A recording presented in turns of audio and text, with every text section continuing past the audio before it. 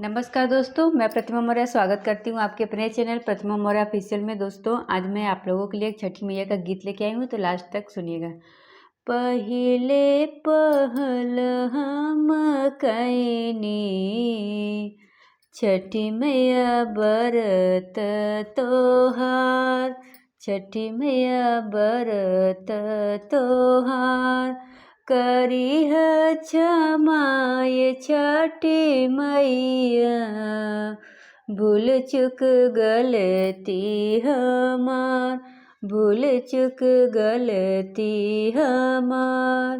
गोदी के बलकवा के दीहे छठी मैया ममता दुलार, छठी मैया ममता दुलार।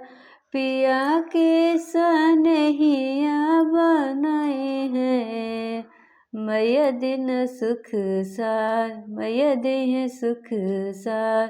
पहिले पहल हम कैनी छठी मैया बरत तोहार।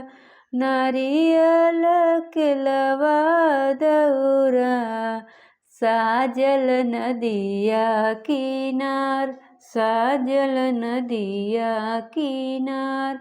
सुनी अरज छठी मैया, बड़े कुल परिवार। घाट सजावल मनोहर, मैया तोरी महिमाया पार, महिमा तोरी महिमाया पार। लीही अरज छठी मैया, दीही